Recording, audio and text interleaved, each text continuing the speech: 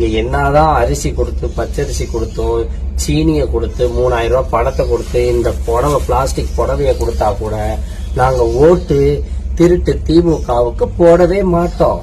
உங்களோட மன நிலை என்னன்னா மக்களுக்கு பணம் 3000 ரூபாய் கொடுத்தா ஓட்டு போட்டுருவாங்கன்னு நினைக்கிறீங்க. எல்லாருக்கும் வணக்கம்.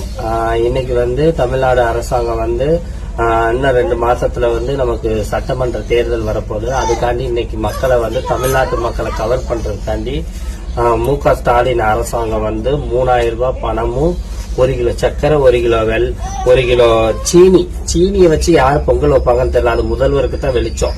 நம்மளாம் மண்ட வெள்ளத்துலதான் பொங்கல் வச்சு பார்த்திருப்போம். சீனி கொடுத்திருக்காரு. சீனி டீ காப்பி தான் போடுறது யூஸ் ஆகும். எதை கொடுத்தாரு? ஒரு முழு கரும்பு கொடுத்திருக்கிறாரு. 1 கிலோ பச்சரிசி கொடுத்திருக்காரு. நீங்க என்னதான் அரிசி கொடுத்து பச்சரிசி கொடுத்தோம், சீனியை கொடுத்து 3000 ரூபாய் பணத்தை கொடுத்து இந்த புடவை பிளாஸ்டிக் புடவைய கொடுத்தா கூட நாங்க ஓட்டு திருட்டு திமுகவுக்கு போடவே மாட்டோம்.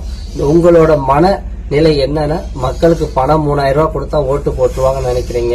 இன்னைக்கு இந்துக்கள் உங்களால எண்ணற்ற பல கஷ்டங்களை சந்திக்கிறாங்க. அதுக்கு இந்த திமுக தான் காரணம். இனியும் தமிழ்நாட்டுல திமுக அரசாங்கம் ஆட்சிக்கு வரக்கூடாது.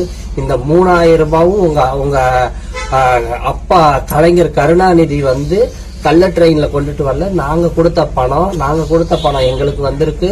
உங்களோட பெருமிதமான அரசியல் பேச்சை இதோட நிறுத்திக்கோங்க. நாங்க எங்க வரி பணத்தை வாங்கியிருக்கோம். உங்களுக்கு நாங்க ஓட்டு போட மாட்டோம். இது சத்தியம். நான் கும்பிடுற இந்த மதுரை அழகர் கோயில் மேல, பெருமாள் மேல சத்தியமா சொல்றேன். நான் திருட்டு திமுகவிற்கு இந்த திராவிட கட்சிகளுக்கு ஓட்டு போட்ட மாட்டோம். ஸ்டாலினுக்கு எங்கள் ஓட்டு கிடையாது. இந்துக்களோட ஒட்டுமொத்த ஓட்டும் இந்து மக்களை ஆதரிக்க கூடியவர்களுக்கு மட்டும்தான் எங்கள் ஓட்டு. ஜெய் ஹிந்த்.